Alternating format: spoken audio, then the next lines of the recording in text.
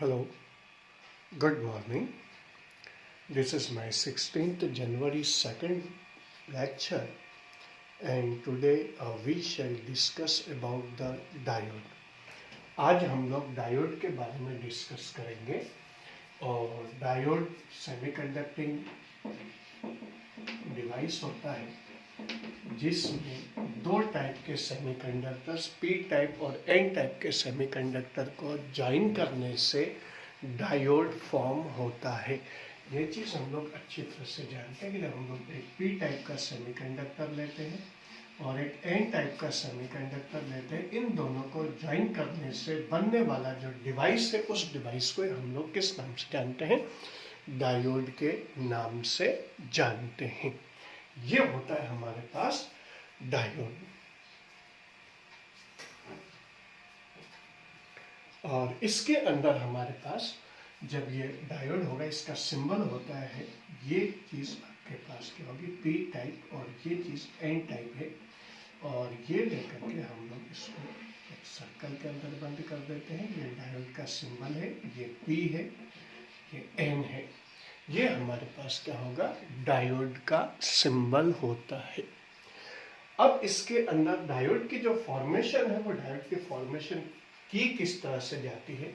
या तो हम लोग पी टाइप का सेमीकंडक्टर लेते हैं और पी टाइप के सेमीकंडक्टर में वन एंड से पेंटावैलेंट इम्प्योरिटी इसके अंदर क्या करते हैं? इंजेक्ट करते हैं।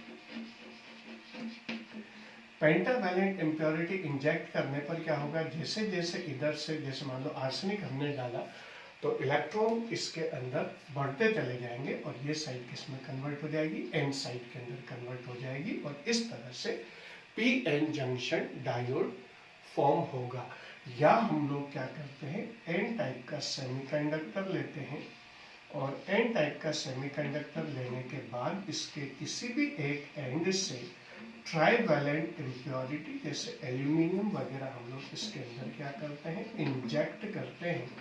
तो इसके अंदर क्या होता है कि ट्राइवैलेंट इम्प्योरिटी इंजेक्ट करने पर इसके अंदर क्या होता है कि इस साइड पर नंबर ऑफ होल्स की कंसंट्रेशन बढ़ती जाएगी और होल्स की कंसंट्रेशन बढ़ते ही किसमें कन्वर्ट हो जाएगा? पी टाइप सेमीकंडक्टर के अंदर कन्वर्ट हो जाता है। और इस तरह से हमारे पास पेंटावैलेंट पी टाइप के सेमीकंडक्टर में या एन टाइप के सेमीकंडक्टर में ट्राइवैलेंट इम्प्योरिटी मिक्स करने पर इसमें ये पी एन जंक्शन डायोड के अंदर क्या होता है? कन्वर्ट हो जाता है।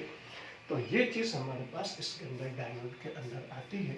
अब इसके बाद इसके अंदर डायोड में डिप्लेशन लेयर और उसका एक्शन किस तरह से होता है उसी पर हम लोग डिस्कस करेंगे कि जब हमारे पास पी और depletion layer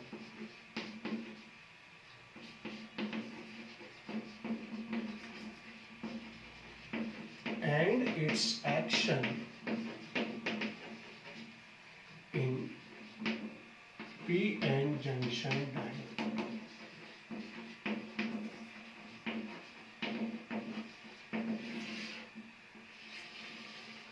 depletion layer and it's action in p-n junction diode हमारे पास इसमें होगा। तो हमारे पास सबसे पहली चीज क्या होगी कि यहाँ पर आपके पास वही पी और एन टाइप के सेमीकंडक्टर जिस तरह से फॉर्म होते हैं उस तरह से जब हम लोग इसके अंदर मिक्स करेंगे तो इधर से होल्स इस साइड पर डिफ्यूज होंगे, क्योंकि इधर होल्स की कंसंट्रेशन ज़्यादा और इधर होल्स की कंसंट्रेशन कम है, और इधर इलेक्ट्रॉन्स की कंसंट्रेशन ज़्यादा, इधर इलेक्ट्रॉन की कंसंट्रेशन कम है। तो ज़्यादा कंसंट्रेशन से कम कंसंट्रेशन की तरफ इधर से होल्स इधर की तरफ और इधर से इलेक्ट्रॉन इधर की तरफ आएंगे। ये मैं पहले बता चुका हूँ कि पी टाइप सेमीकंडक्टर में केवल पॉजिटिव चार्ज कैरियर्स यानी होल्स ज़्यादा रहते हैं in comparison to free electrons. और इसी तरह से एन टाइप सेमीकंडक्टर के अंदर नंबर ऑफ फ्री इलेक्ट्रॉन्स ज़्यादा होते हैं in comparison to holes positive charge carriers. P और एन टाइप सेमीकंडक्टर पर किसी भी तरह का कोई चार्ज नहीं होता, क्योंकि चार्ज किसकी वजह से आता है? इलेक्ट्रॉन और प्रोटॉन के रेशियो से आता है। तो यहाँ पर हमारे पास क्या होगा? इधर से होल्स आएंगे और इधर आपके पास क्या होगा? इधर से फ्री इलेक्ट्रॉन आएंगे। और ये होल्स और फ्री इलेक्ट्रॉन इनके जो जंक्शन रीजन है उस जंक्शन रीजन के अंदर क्या करते हैं, बॉन्ड फॉर्म कर देते हैं। जब इसके अंदर बॉन्ड फॉर्म हो जाएगा तो फिर ये जो होल्स है, ये होल्स इधर से आने वाले, एक बार बाउंडेशन हो गई इन होल्स की तो फिर ये इधर के इलेक्ट्रॉन को अपनी तरफ अट्रैक्ट नहीं करते, लेकिन इधर से आने वाले होल्स को क्या करते हैं और रिपेल करते हैं। तो होल्स का इधर से इधर की तरफ फ्लो होना क्या हो जाता है, रुक जाता है और इधर से कोई होल नहीं आएगा। सिमिलरली ये इलेक्ट्रॉन क्योंकि इन पॉजिटिव चार्जेस से होल्स से बाउंड हो चुके हैं तो बाउंडेशन की वजह से ये इधर के होल्स को अपनी तरफ अट्रैक्ट नहीं करते, लेकिन इधर से जो इलेक्ट्रॉन आते हैं उन इलेक्ट्रॉन को ये क्या करते हैं कि रिपेल करते हैं। तो ऐसी सिचुएशन के अंदर क्या होगा कि इधर से होल्स का इधर जाना रुक जाएगा, इधर से इलेक्ट्रॉन का इधर आना रुक जाएगा और जो आगे वो किसके अंदर होते हैं, बाउंडेशन के अंदर, यानी बॉन्ड बना करके बंद हो जाते हैं। तो ऐसी सिचुएशन के अंदर क्या होगा कि अब इस रीजन में कोई भी फ्री चार्ज कैरियर प्रेजेंट नहीं है। यहाँ पर आपके पास क्योंकि इधर से बाहर से होल्स आए हैं, इलेक्ट्रॉन कम हुए हैं, तो इस वजह से यहाँ पर पॉजिटिव चार्ज, और क्योंकि इधर से इलेक्ट्रॉन पी साइड पर आए हैं इसलिए पी साइड पर कौन सा चार्ज आएगा, नेगेटिव चार्ज आएगा। और ये पूरा का पूरा जो रीजन है, इस रीजन में कोई भी चार्ज कैरियर प्रेजेंट नहीं रहेंगे। यहाँ पर क्या रहेंगे, न्यूट्रल आयंस रहेंगे। इस रीजन को हम लोग किस नाम से जानते हैं, डिप्लेशन लेयर के नाम से जानते हैं। और इसमें जब इधर एन साइड पर पॉजिटिव चार्ज क्योंकि इधर से होल्स आए, इधर पी साइड पर नेगेटिव चार्ज क्योंकि इधर से इलेक्ट्रॉन आए हैं, तो यहाँ पर एक इलेक्ट्रिक फील्ड डेवलप होगा जिसकी डायरेक्शन एन से पी की तरफ होगी। और अगर मान लो डिप्लेशन लेयर की थिकनेस अगर T है तो हमारे पास क्या हो जाएगा, और V इज इक्वल टू हमारे पास क्या आ जाएगा, AD इंटू T आ जाएगा। Relation between electric potential and electric field intensity का रिलेशन हम लोगों ने पढ़ रखा है। तो वहां पर हम लोगों ने पढ़ रखा है E is equal to V by T। तो यहाँ पर V इज इक्वल टू कितना आ जाएगा, ED इंटू T आपके पास इसके अंदर आ जाएगा। और इस चीज को हम लोग किस नाम से जानते हैं, बैरियर पोटेंशियल के नाम से जानते हैं। तो ये बैरियर पोटेंशियल की वजह से ही इधर से होल्स का इधर और इधर से इलेक्ट्रॉन का इधर फ्लो होना क्या हो जाएगा, और रुक जाएगा। तो ये डिप्लेशन लेयर का इसके अंदर एक्शन होता है। एक बार फिर शॉर्ट में बता देता हूँ।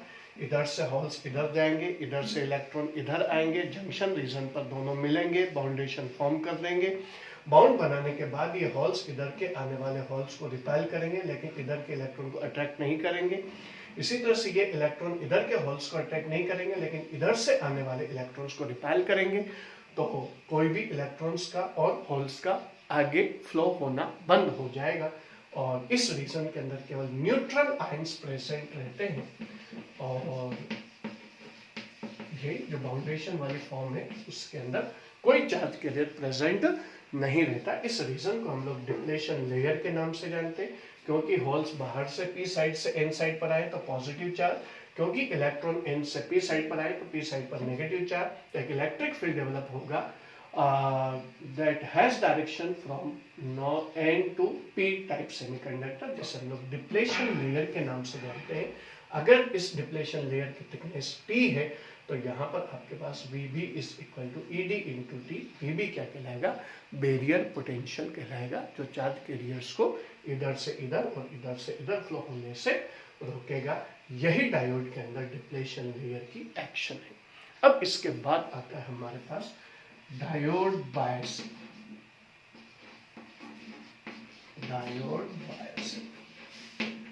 डायोड बायसिंग क्या होती है कि डायोड को हम लोग बैटरी से जब कनेक्ट करते हैं तो दो तरीके से कनेक्ट करते हैं। एक तरीका यह है कि जिसमें बैटरी के P को पॉजिटिव से और नेगेटिव को N से कनेक्ट करते हैं। तो यहाँ पर हमारे पास ये जो आएगा डायोड के अंदर, ये आपके पास डिप्लेशन लेयर होगी, ये आपके पास P साइड हो गया, ये आपके पास N साइड हो गया। और अगर हम लोग P को पॉजिटिव से N को नेगेटिव से अगर कनेक्ट करते हैं इसे हम लोग बोलते हैं फॉरवर्ड बायस।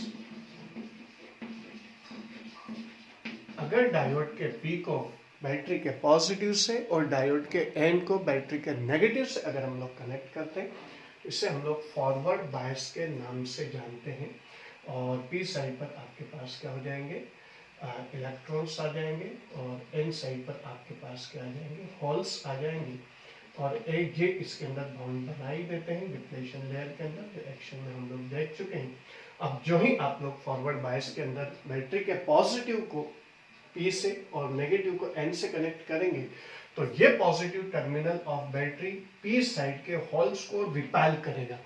जब ये रिपेल करेगा तो ऐसी सिचुएशन के अंदर क्या होगा कि डिप्लेशन लेयर पर होल्स का प्रेशर बढ़ेगा। जब प्रेशर बढ़ेगा तो डिप्लेशन लेयर की थिकनेस क्या हो जाएगी, कम हो जाएगी। सिमिलरली नेगेटिव साइड का जो नेगेटिव टर्मिनल है वो एन साइड के इलेक्ट्रॉन को रिपेल करेगा। इस रिपल्शन की वजह से यहाँ पर इलेक्ट्रॉन्स का प्रेशर क्या हो जाएगा, बढ़ जाएगा, और इसकी वजह से इस डिप्लेशन लेयर की थिकनेस क्या हो जाएगी, कम हो जाएगी। तो बैरियर पोटेंशियल आपके पास डिप्लेशन लेयर की थिकनेस अगर कम हो गई और इसके अंदर आपके पास क्या हो जाएगा, VB इज इक्वल टू, हम लोग अच्छी तरह से जानते हैं, ED इंटू टी होता है। तो यहाँ पर एक तो आपके पास थिकनेस कम हो गई, दूसरी चीज डिप्लेशन लेयर की जो डायरेक्शन है वो एन से पी की तरफ है, और एक्सटर्नल इलेक्ट्रिक फील्ड जो हम लोग अप्लाई कर रहे हैं वो पी से एन की तरफ है। तो दोनों इलेक्ट्रिक फील्ड एक दूसरे के अपोजिट है। ED डिप्लेशन लेयर का इलेक्ट्रिक फील्ड एन से पी की तरफ, और एक्सटर्नल इलेक्ट्रिक फील्ड आपके पास EX जो है वो पी से एन की तरफ है, दोनों अपोजिट होंगे। तो रिजल्टेंट इलेक्ट्रिक फील्ड क्या हो जाएगा, ED माइनस EX, और थिकनेस भी आपके पास क्या हो चुकी, कम हो चुकी है। तो बैरियर पोटेंशियल इसके अंदर क्या हो जाता है, कम हो जाता है। तो फॉरवर्ड बायस के अंदर हम लोग जब पोटेंशियल अप्लाइड पोटेंशियल इंक्रीज करते हैं तो डिप्लेशन लेयर की थिकनेस कम होती है, पहली चीज। और दूसरी चीज क्या होती है कि डिप्लेशन लेयर की थिकनेस कम होगी, और दूसरी चीज जो डिप्लेशन लेयर का इलेक्ट्रिक फील्ड है और एक्सटर्नल इलेक्ट्रिक फील्ड है, ये दोनों एक दूसरे के अपोजिट होने की वजह से resultant will be ED minus EX, और T ये भी कम हो गया। तो बैरियर पोटेंशियल डिक्रीज हो जाता है, यानी लो पोटेंशियल अप्लाई करने पर ही क्या हो जाएगा, ये बॉन्डिंग टूट जाएगी, और बॉन्डिंग टूटने के बाद इधर से होल्स इधर की तरफ और इधर से इलेक्ट्रॉन इधर की तरफ आएंगे और करंट कॉन्स्टिट्यूट करेंगे, जिसकी वजह से क्या होता है कि करंट एक्सपोनेंशियली इंक्रीज होती है। लो पोटेंशियल पर हमें क्या मिलती है, हाई करंट मिलती है। तो डायोड के पी को पॉजिटिव से एन को नेगेटिव से कनेक्ट करने पर ये फॉरवर्ड बायस के अंदर कनेक्ट होता है, और इसमें लो पोटेंशियल पर हाई करंट हम लोगों को ऑब्टेन होती है। ये आया आपके पास फर्स्ट टाइप की बायसिंग, जिसे हम लोग फॉरवर्ड बायस के नाम से जानते हैं। अब सेकेंड टाइप की बायसिंग पर हम लोग आते हैं, जिसके अंदर हम लोग डायोड के पी को नेगेटिव से और एन को हम लोग पॉजिटिव से कनेक्ट करते हैं। ये डायोड का पी और ये आ गया आपके पास एन, और इससे हम पी को नेगेटिव से और एन को पॉजिटिव से अगर हम लोग कनेक्ट करें तो ऐसी सिचुएशन के अंदर डायोड किस में कहलाएगा, और रिवर्स बायस के अंदर कहलाता है। रिवर्स बायस के अंदर कहलाएगा, और इसके अंदर भी हमारे पास क्या होगा कि वही इधर से होल्स इधर की तरफ, इधर से जब वो हो जाए फॉर्मेशन होगी तो यहाँ पर आपके पास नेगेटिव आएगा, यहाँ पर आपके पास पॉजिटिव आएगा, बॉन्ड फॉर्मेशन हो जाएगी, डिप्लेशन लेयर फॉर्म होगी। डिप्लेशन लेयर की डायरेक्शन किधर से किधर होगी, एन से पी की तरफ होगी। अब एक्सटर्नल जो इलेक्ट्रिक फील्ड है उसकी डायरेक्शन किधर से किधर होगी, वही एन से पी की तरफ होगी। दोनों सेम डायरेक्शन के अंदर आपके पास आ जाएंगे, तो रिजल्टेंट इलेक्ट्रिक फील्ड आपके पास कितना हो जाएगा, ED प्लस EX हो जाएगा। अब दूसरी चीज पर आ जाओ, ये नेगेटिव टर्मिनल होल्स को क्या करेगा, अपनी तरफ अट्रैक्ट करेगा।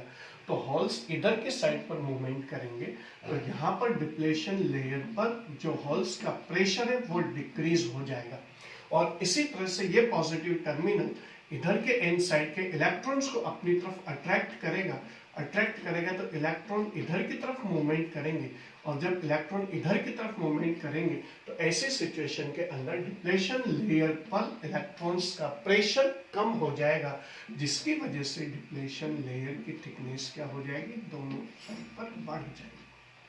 तो यहाँ पर आपके पास क्या होगा, जो डिप्लेशन लेयर है टी डैश, ये टी डैश की वैल्यू ग्रेटर देन टी होगी पहले वाली की, तो बैरियर पोटेंशियल की वैल्यू हमारे पास कितनी आ जाएगी, ई डी प्लस ई एक्स इंटू टी डैश, यानी कि हमारे पास इसके अंदर बैरियर पोटेंशियल की वैल्यू इंक्रीज होती है रिवर्स बायस के अंदर।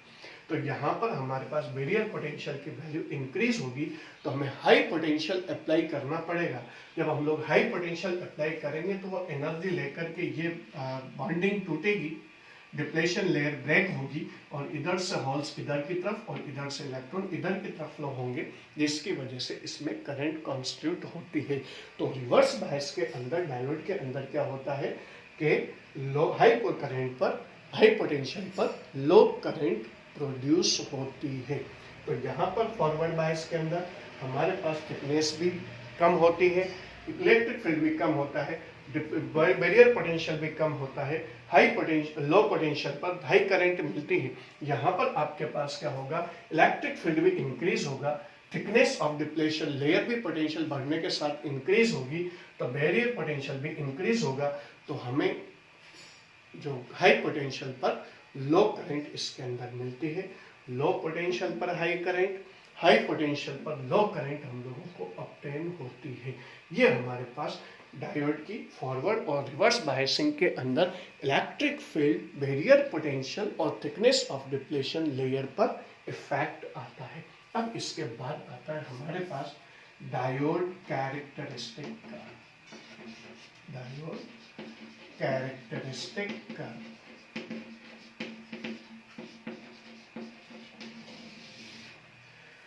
डायोड कैरेक्टरिस्टिक कर्व के अंदर क्या होगा कि हमारे पास इसमें डायोड कैरेक्टरिस्टिक कर्व के अंदर पहले हम लोग डायोड का सिंबल यूज करेंगे। ये आपके पास P आ गया। डायोड के अंदर फ्लो होने वाली करंट को मेजर करने के लिए हम लोग एमीटर काम में लेते हैं, और पोटेंशियल, अप्लाइड पोटेंशियल को मेजर करने के लिए हम लोग वोल्टमीटर काम में लेते हैं, और अप्लाइड पोटेंशियल या करंट की वैल्यू इंक्रीज करने के लिए हम लोग रियोस्टेट काम में लेते हैं, और रियोस्टेट के बाद हम लोग बैटरी कनेक्ट करते हैं। फॉरवर्ड बायस के अंदर हम लोग अच्छी तरह से जानते हैं कि फॉरवर्ड बायस के अंदर ये जो ट्रायंगल है ये पी साइड को शो कर रहा है, ये जो आपके पास जो हॉरिजॉन्टल लाइन है ये एन साइड को शो कर रही है। तो हम लोग इसको यहाँ पर लिख देते हैं, this is P and this is an. अब फॉरवर्ड बायस के लिए हम लोगों को क्या करना पड़ेगा कि P को पॉजिटिव से कनेक्ट करेंगे तो पर पॉजिटिव बैटरी का टर्मिनल लेंगे, और N को नेगेटिव से कनेक्ट करेंगे तो यहाँ पर नेगेटिव लेंगे, और बीच में हम लोग डिफरेंट बैटरीज कनेक्ट कर देते हैं। ये पॉजिटिव हो गया, ये नेगेटिव हो गया। करंट फ्लो की डायरेक्शन हमेशा बैटरी के पॉजिटिव से निकलती है, नेगेटिव की तरफ एंटर होती है। बैटरी का पॉजिटिव वोल्टमीटर के पॉजिटिव से ही कनेक्ट होगा, और नेगेटिव नेगेटिव से ही कनेक्ट होगा। और वोल्ट मीटर आपके पास अगर बैटरी से ज़्यादा क्लोज है तो वोल्ट मीटर का पॉजिटिव एमीटर के पॉजिटिव से और नेगेटिव नेगेटिव से कनेक्ट होगा। एमीटर के अंदर करंट फ्लो की डायरेक्शन पॉजिटिव से एंटर होती है, नेगेटिव से बाहर निकलती है। अब अंदाजा हो गया हमें कि इसके अंदर करंट फ्लो की डायरेक्शन ये वाली चीज़ होगी, तो इधर आपके पास करंट फ्लो की डायरेक्शन ये वाली है। ये आपके पास क्या कहलाएगा, डायोड कैरेक्टरिस्टिक कर्व होगा। यहाँ पर हमारे पास क्या होगा, ये फॉरवर्ड बायस है, तो फॉरवर्ड बायस के अंदर आपके पास क्या होगा, फॉरवर्ड बायस का डायग्राम है। करंट फ्लो की डायरेक्शन आपके पास आ गई। अब हमारे पास क्या होगा,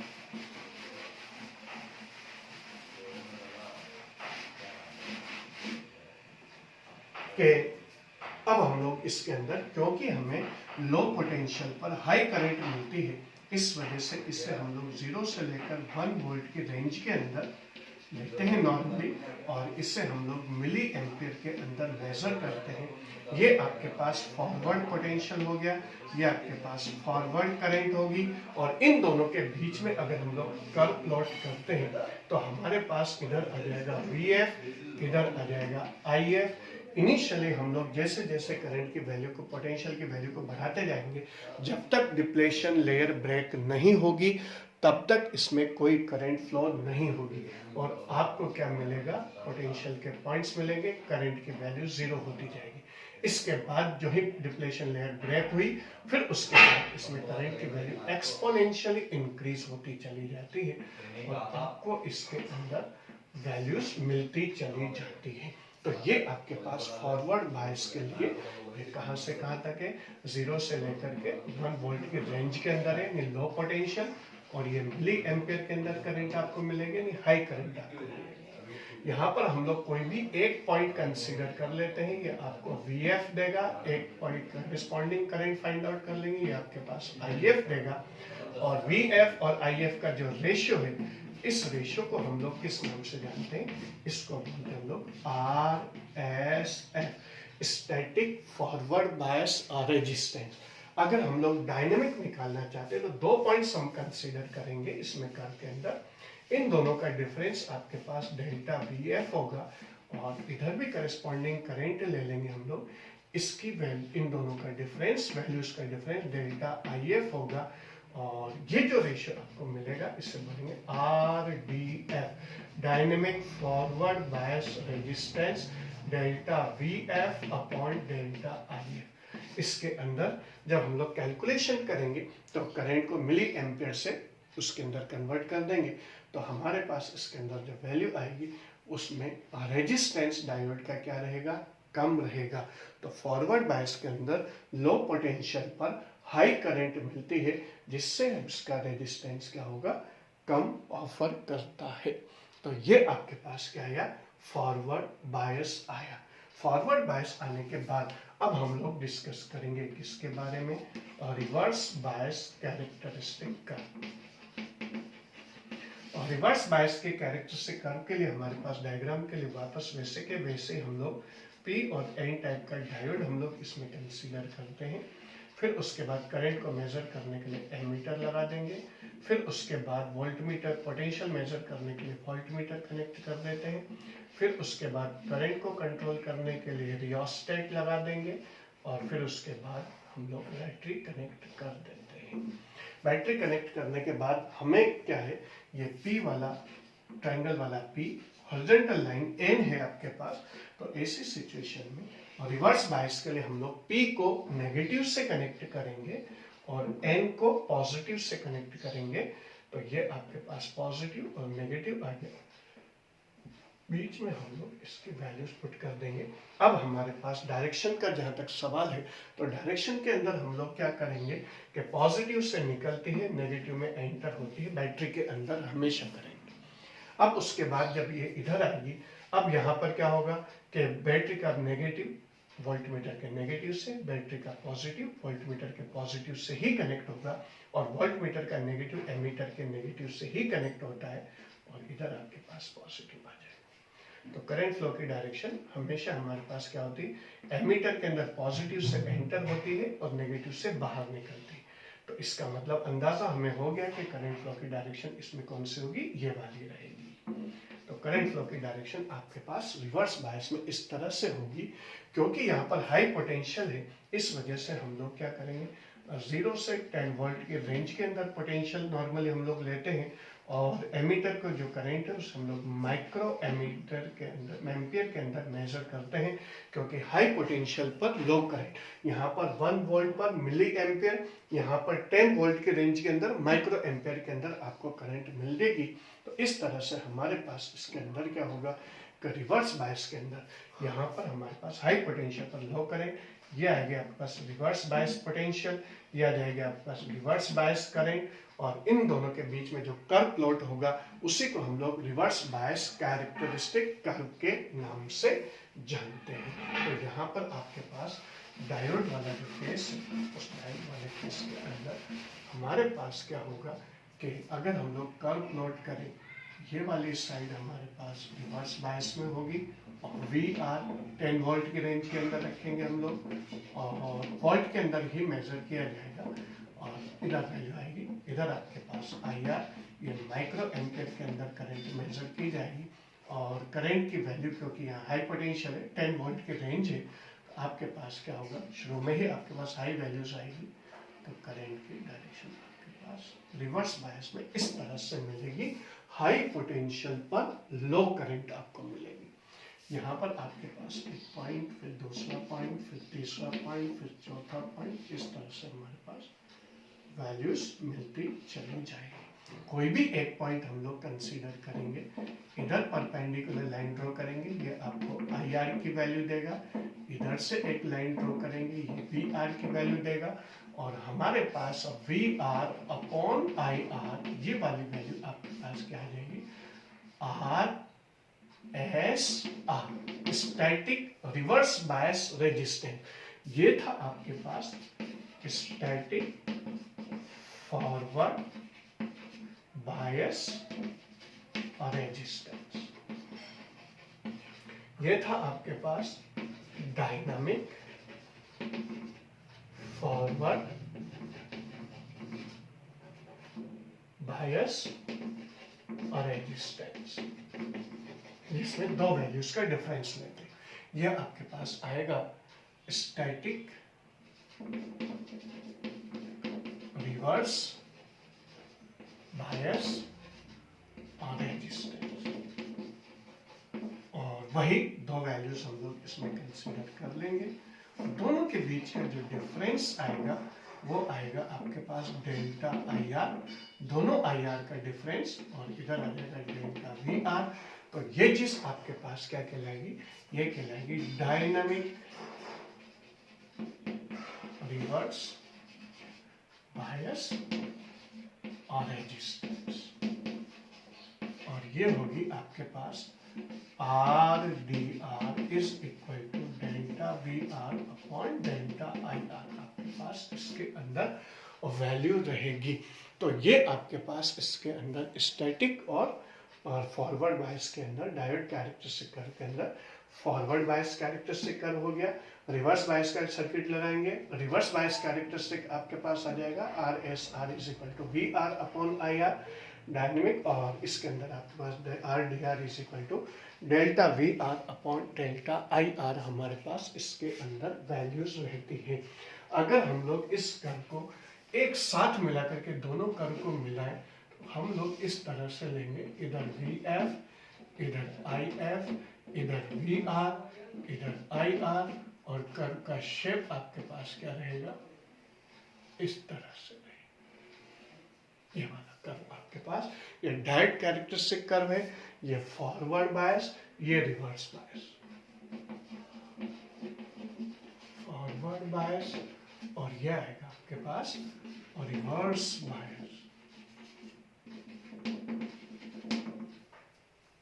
तो फॉरवर्ड और रिवर्स बायस कैरेक्टरिस्टिक कर्व हमारे पास इसके अंदर होते हैं। अब इसके बाद हमारे पास आता है diode is a rectifier. Few seconds में दे देता हूं आप लोगों को, then after we shall move to diode is a rectifier. Okay, अब इसके बाद हमारे पास आता है next topic, diode is a rectifier.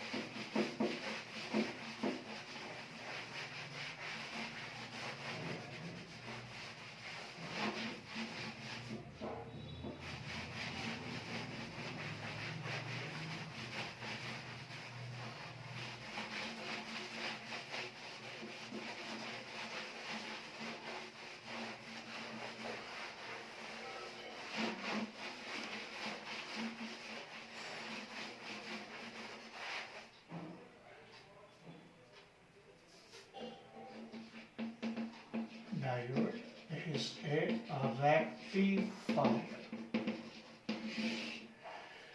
Diode as a rectifier के अंदर हमारे पास क्या होगा कि पहली चीज तो रेक्टिफिकेशन किसको बोलते हैं, ये चीज समझ ले हम लोग। Rectification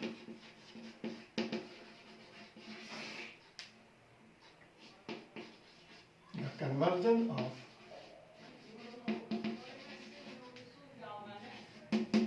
AC alternating current into DC direct current is called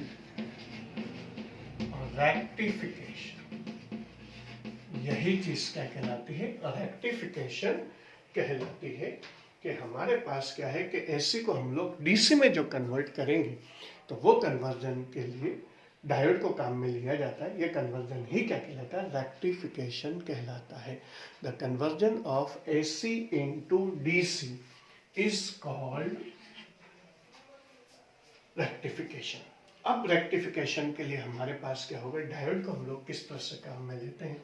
सबसे पहली चीज, इसके अंदर हम लोग एक एसी सोर्स काम में लेते हैं जो आपको क्या करेगा, एसी करंट सप्लाई करेगा।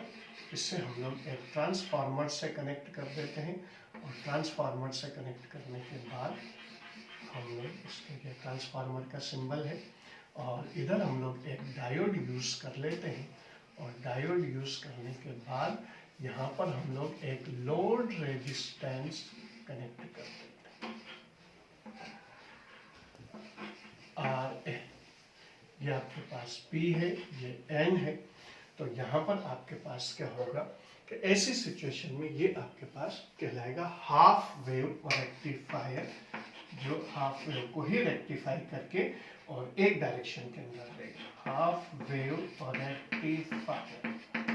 एसी के अंदर हम लोग जानते हैं कि इसका मैग्नीट्यूड और डायरेक्शन दोनों अल्टरनेटिवली क्या होते रहते हैं, चेंज होते रहते हैं। और डायरेक्ट करंट के अंदर क्या होता है, मैग्नीट्यूड और डायरेक्शन दोनों क्या रहती है, इसके अंदर कांस्टेंट रहती है टाइम के रिस्पेक्ट में। एसी में टाइम के रिस्पेक्ट में वैल्यू क्या होती जाती है, चेंज होती चली जाती है। तो हमारे पास यहाँ पर हाफ वेव रेक्टिफायर के अंदर मान लो कोई भी पॉजिटिव हाफ साइकिल, क्योंकि एसी का शेप इस तरह का होता है, तो आपके पास ये एसी है 2 3 4 5 इस तरह की। ये आपके पास पॉजिटिव हाफ साइकिल, ये आपके पास negative half cycle, positive half cycle, negative half cycle, positive half cycle आपके पास इसमें आ गई। अब क्या होगा हमारे पास कि ये पॉजिटिव और नेगेटिव जो हाफ साइकिल्स हैं, इन पॉजिटिव और नेगेटिव हाफ साइकिल्स के अंदर हमारे पास क्या होगा, ये एसी सोर्स है, ये ट्रांसफार्मर है,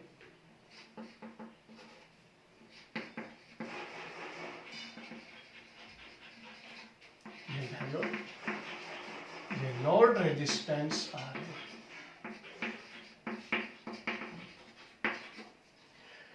तो यहां पर आपके पास मान लो यहां पर आपके पास नेगेटिव और ये पॉजिटिव है एक हाफ साइकिल के अंदर, पॉजिटिव हाफ साइकिल के अंदर। तो ये वाला एंड क्या हो जाएगा, पॉजिटिव, और ये वाला एंड क्या हो जाएगा, नेगेटिव हो जाएगा। जब ये पॉजिटिव एंड डायोड के पी से कनेक्ट होगा तो डायोड किसके अंदर आ जाएगा, फॉरवर्ड बायस के अंदर आएगा।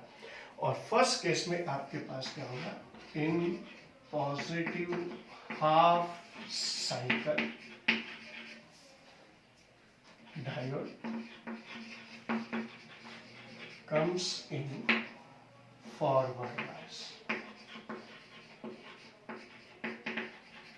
allows current to pass through it। ये पॉजिटिव हाफ साइकिल के अंदर क्या होगा, डायोड फॉरवर्ड बायस में आएगा। फॉरवर्ड बायस में आएगा तो डायोड एक गुड कंडक्टर की तरफ बिहेव करेगा, और डायोड जब गुड कंडक्टर की तरफ बिहेव करेगा तो इसमें से करंट पास होगी, और करंट की वैल्यू आपको लोड रेजिस्टेंस आर एल पर मिल जाएगी। तो लोड रेजिस्टेंस आर एल पर आपको ये करंट मिल गई,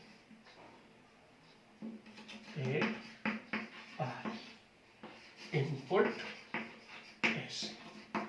अब नेक्स्ट हाफ साइकिल आएगी आपके पास, जिससे हम लोग नेगेटिव हाफ साइकिल के नाम से जानते हैं। तो in negative half cycle diode is in reverse bias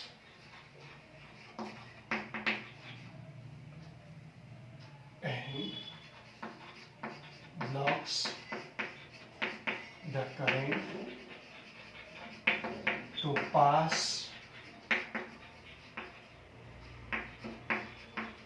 through it। जब आपके पास नेक्स्ट हाफ साइकिल के अंदर ये वाली चीज पॉजिटिव, ये वाली चीज नेगेटिव हो जाएगी, तो ये वाली चीज नेगेटिव, ये वाली चीज क्या हो जाएगी आपके पास, पॉजिटिव हो जाएगी। ऐसी सिचुएशन में अब डायोड क्या हो जाएगा, नेगेटिव टर्मिनल से कनेक्ट होगा, तो डायोड किसके अंदर आएगा, रिवर्स बायस के अंदर आएगा।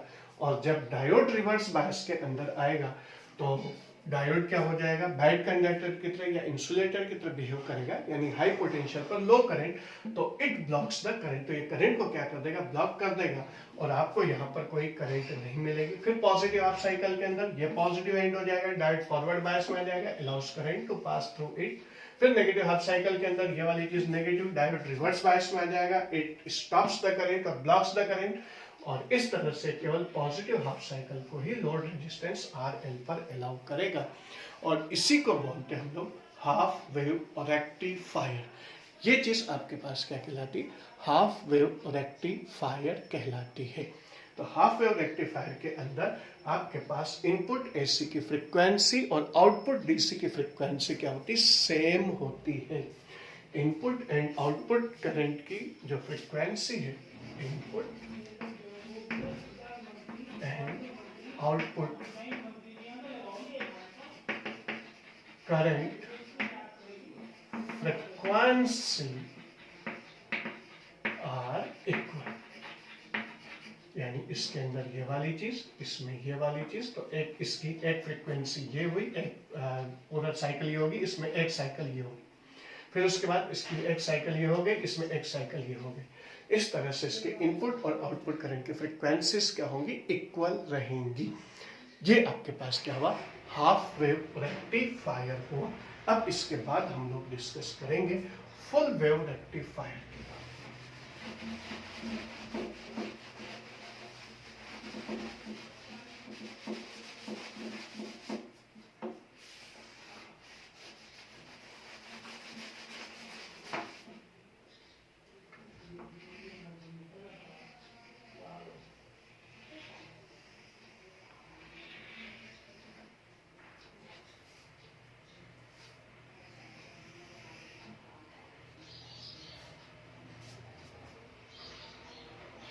फुल वेव रेक्टिफायर,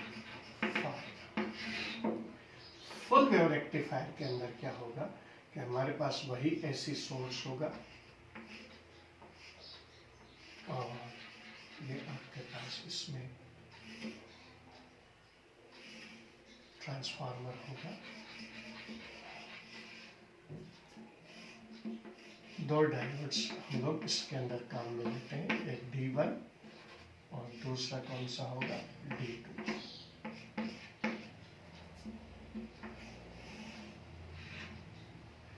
और ये मीडिएटर ट्रांसफार्मर हम लोग इसके अंदर काम में लेते हैं,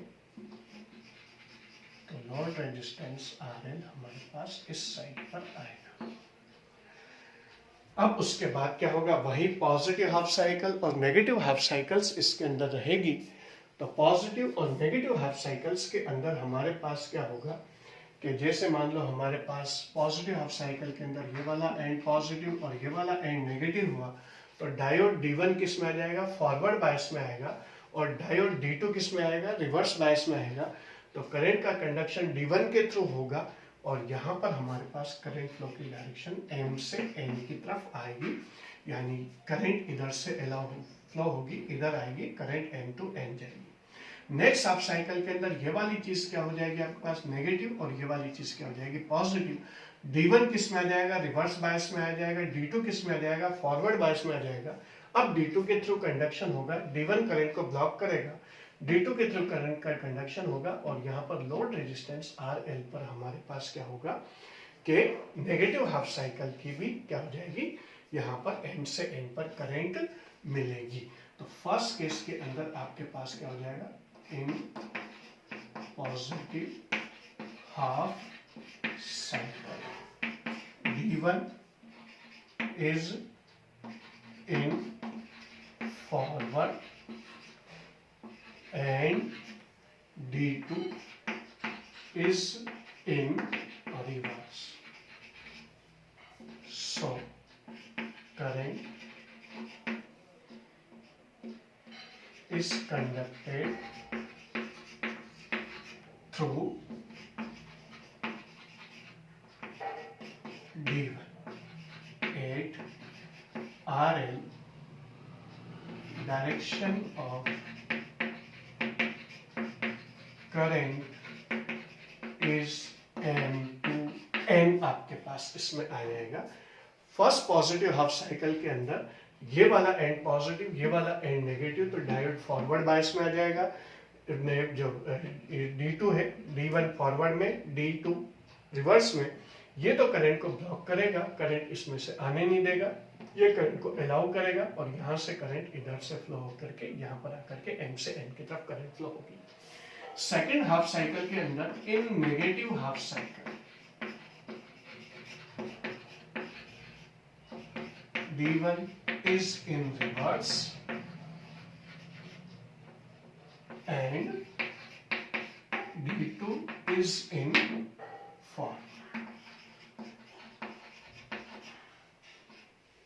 So D2 conducts current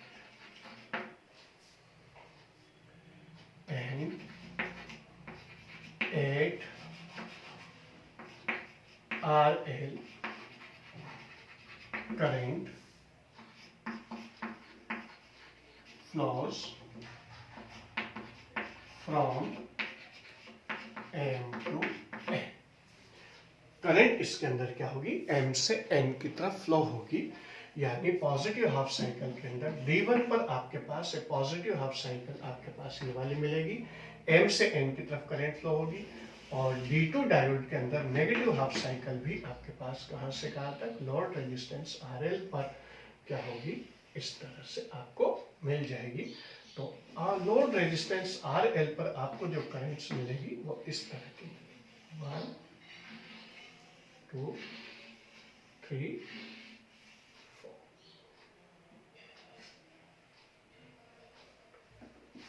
थोड़ा छोटा बना देता हूँ।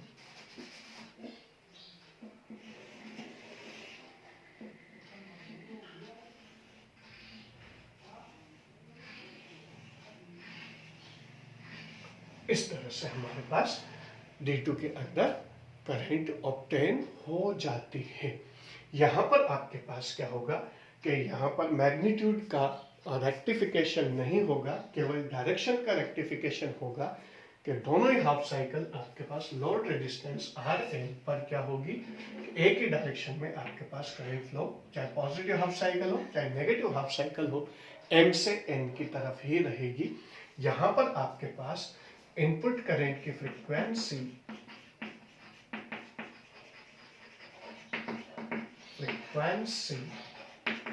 अगर N है या F है, देन आउटपुट करंट फ्रीक्वेंसी क्या होगी, 2F होगी। क्योंकि इसके अंदर 1 साइकिल यहाँ पर होगी और इसमें इस दौरान 1 साइकिल और 2 साइकिल हो जाएगी। तो हमारे पास इनपुट फ्रीक्वेंसी के कंपैरिजन में आउटपुट जो फ्रीक्वेंसी वो कितनी हो जाएगी, डबल हो जाएगी। किसमें, फुल वेव रेक्टिफायर में। हाफ वेव रेक्टिफायर में इनपुट और आउटपुट करंट की फ्रीक्वेंसीज इक्वल रहेंगी और इनपुट आपके पास जो फुल वेव रेक्टिफायर के अंदर इनपुट और आउटपुट करंट की फ्रीक्वेंसीज क्या होंगी, सेम रहेंगी। तो ये चीज आपके पास इसके अंदर आती है। तो ये चीज आपके पास डायोड एज ए रेक्टिफायर के अंदर आपके पास वैल्यूज रहती है। यही चीज कहलाएगी आपके पास diode as a full wave rectifier. अब इसके बाद हमारे पास नेक्स्ट टॉपिक आता है और इसे हम किस नाम से जानते हैं, ये आएगा आपके पास टाइप्स ऑफ डायोड।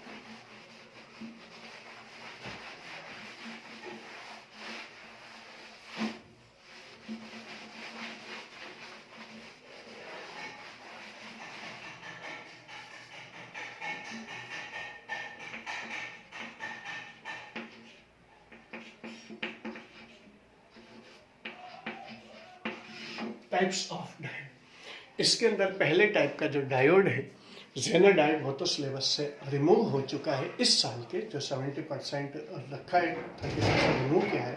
उसमें जेनर डायोड, उसके कैरेक्टरिस्टिक कर्व और उसके diode as a voltage regulator, ये तीनों टॉपिक इसमें से रिमूव कर दिए हैं। और अब इसके अंदर हमारे पास जो फर्स्ट टाइप का जो डायोड इसके अंदर आता है वो आता है फोटो डायोड। फोटो डायोड क्या होता है, जिसके अंदर लाइट इंसिडेंट करने पर उसमें कंडक्शन होता है, उसी को हम लोग किस नाम से जानते हैं, फोटो डायोड के नाम से जानते हैं। तो यहाँ पर आपके पास फोटो डायोड होता है और ये फोटो डायोड के अंदर हम लोग क्या करते हैं, लाइट इंसिडेंट करते हैं। लाइट इंसिडेंट करने के बाद इसे क्या करते हैं हम लोग, रिवर्स बायस के अंदर कनेक्ट करते हैं। एमीटर हो गया, ये आपके पास वोल्ट मीटर हो गया और ये आपके पास फोटो डायोड का सिंबल है। इधर रियोस्टेट हो गया ताकि हम लोग अप्लाइड पोटेंशियल की वैल्यू को कम कर सकें और इस रिवर्स बायस में हम लोग कनेक्ट करते हैं, पी को नेगेटिव से एन को पॉजिटिव से कनेक्ट करते हैं। ये आपके पास नेगेटिव पॉजिटिव आएगा, ये नेगेटिव ये पॉजिटिव आएगा, डायरेक्शन ऑफ करंट आपके पास इस तरह से हो जाएगी। और इसके अंदर हम लोग क्या करते हैं कि जो अप्लाइड पोटेंशियल है वो रिवर्स बायस पोटेंशियल से क्या रखा जाता है, कम रखा जाता है।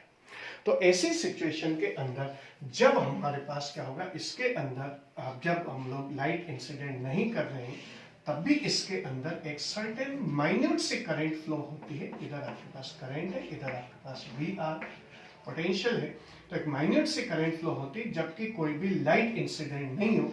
तो जिस लाइट को हम लोग किस नाम से जानते हैं, डार्क करंट के नाम से जानते हैं। तो ये होती है आपके पास डार्क करंट। अब डार्क करंट होने के बाद अब जैसे जैसे हम लोग लाइट की इंटेंसिटी बढ़ाते जाएंगे और वैसे वैसे ही क्या होता जाएगा आपके पास कि इसके अंदर डार्क करंट की वैल्यू आपके पास इंटेंसिटी बढ़ाने के साथ ही करंट की वैल्यू इसके अंदर क्या होती जाती है, बढ़ती चली जाती है। जैसे रिवर्स बायस के अंदर बढ़ती है वैसे तो वैसे इसके अंदर बढ़ जाती है। तो लाइट इंसिडेंट करने पर इसमें कंडक्शन स्टार्ट होता है और करंट की वैल्यू एमीटर के थ्रू क्या होती चली जाएगी, बढ़ती चली जाएगी। जहां पर कोई भी लाइट इंसिडेंट नहीं हो वहां पर जो हमारे पास जो करंट मिलेगी, माइन्यूट से करंट फ्लो होती है, उसी को हम लोग किस नाम से जानते हैं, डार्क करंट के नाम से जानते हैं।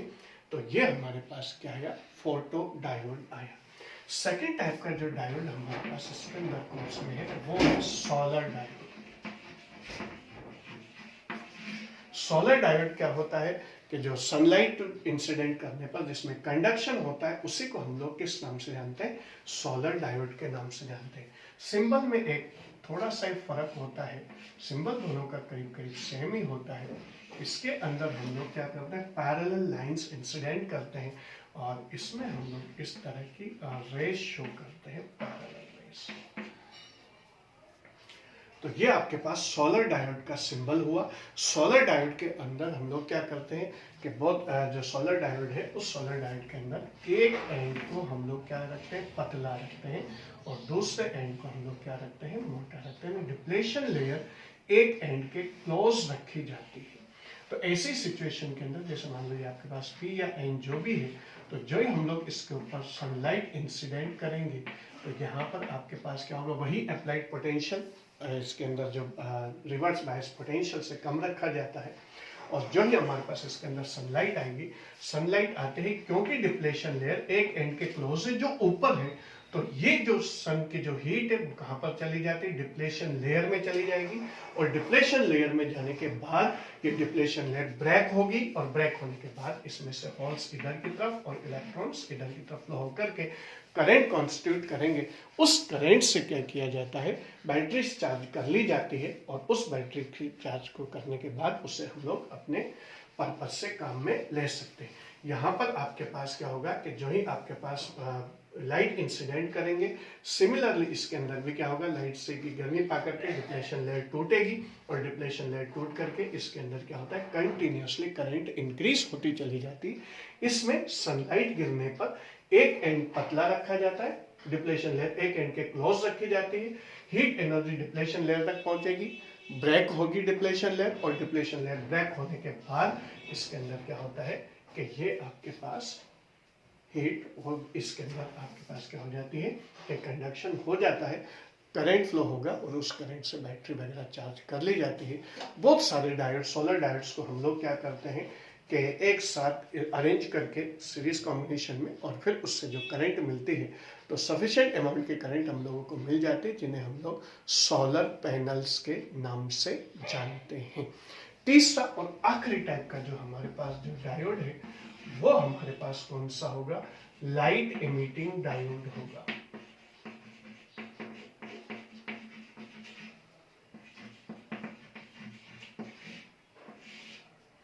लाइट इमिटिंग डायोड जिसे हम लोग सिंपली एलईडी के नाम से जानते हैं, ये कहलाता है आपके पास light emitting diode. Light emitting diode के अंदर क्या होता है कि इसका जो सिंबल होता है वो इस तरह का होता है।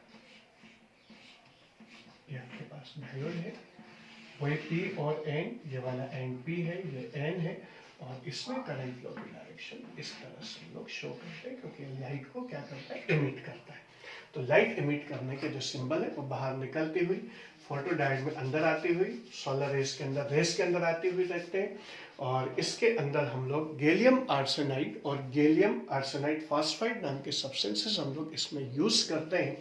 और क्यों यूज किए जाते हैं? क्योंकि हम लोग अच्छी तरह से जानते हैं जब डायोड को हम लोग इसके अंदर कनेक्ट करते हैं बैटरी वगैरह के अंदर, तो उससे पहले जब कोई पोटेंशियल अप्लाई नहीं हो रहा है तब सारे के सारे चार्ज के रेस बाउंडेड स्टेट के अंदर रहते हैं। और जो ही हम लोग इसके अंदर क्या करते हैं कि इसके अंदर जब अप्लाइड पोटेंशियल बढ़ाते हैं तो अप्लाइड पोटेंशियल बढ़ाते ही डिप्लेशन लेयर ब्रेक होगी। डिप्लेशन लेयर ब्रेक होते होल्स क्या होंगे? पी से एन की तरफ और इलेक्ट्रॉन्स एन से पी की तरफ क्या होते हैं? फ्लो होते हैं। तो इनके फ्लो होने पर क्या होगा? ये कौन से बैंड के अंदर रहते हैं जब फ्लो होते हैं? जब कंडक्शन बैंड के अंदर रहते हैं। जब कंडक्शन बैंड के अंदर रहेंगे तो जब ये डिप्लेशन लेयर से इधर से हॉल्स इधर से आ रहे हैं, इधर से इलेक्ट्रॉन इधर से आ रहे हैं, कंडक्शन बैंड के जो जंक्शन रीजन है वहां पर जब ये आपस में एक दूसरे क्लोज आते हैं तो वापस से इनके अंदर रीबाउंडिंग होना शुरू हो जाती है। जब ये रीबाउंडिंग शुरू होती है तो इसका मतलब क्या हो गया कि पहले फ्री स्टेट में थे यानी कंडक्शन बैंड के अंदर थे, और रीबाउंडिंग हुई तो इसका मतलब ये किसके अंदर हो गया? वैलेंस बैंड के अंदर आ गए। और जब ये आपके पास वैलेंस बैंड और कंडक्शन बैंड के अंदर आते हैं तो ऐसे सिचुएशन के अंदर क्या होगा कि जब अगर मान लो कोई भी नॉर्मल डायोड होगा तो वैलेंस बैंड और कंडक्शन बैंड से वैलेंस बैंड में आएगा, एनर्जी रिलीज करेगा, और वो जिस भी रीजन के अंदर जाएगी उस रीजन से क्या होगा? वही एनर्जी निकलेगी। तो हीट एनर्जी निकलनी तो हीट एनर्जी निकलेगी, दूसरे फॉर्म ऑफ एनर्जी निकलती तो वो निकलेगी। यहाँ पर इस केस में क्योंकि हम लोग सब्सटेंस यूज करते हैं gallium arsenide and gallium arsenide phosphide, ये जो सब्सटेंस हम लोग इसके अंदर यूज करते हैं इनके अंदर क्या होता है कि इन सब्सटेंसेस के अंदर वैलेंस बैंड और कंडक्शन बैंड का जो एनर्जी डिफरेंस है वो विजिबल रेडिएशन रेंज के अंदर जाता है। तो जब ये विजिबल रेडिएशन रेंज के अंदर इनके वैल्यूज जाएगी तो ऐसी सिचुएशन के अंदर क्या होगा कि जब ये कंडक्शन बैंड से वैलेंस बैंड में जाएगा, एनर्जी रिलीज करेगा, रीबॉन्डिंग की वजह से एनर्जी रिलीज करेगा, तो एनर्जी रिलीज करेगा तो वो कौन से फॉर्म के अंदर होगी? लाइट एनर्जी के फॉर्म में होगी। इस वजह से इसमें से लाइट निकलती, यही चीज क्या कहलाती? एलईडी यानी लाइट इमिटिंग डायोड कहलाता है। तो ये चीज आपके पास इसके अंदर हमारे पास होती है। और इसी के साथ हमारा ये चैप्टर फिनिश होता है। फ्यू सेकंड्स में आप लोगों को दे देता हूँ, if you want to note it down, note it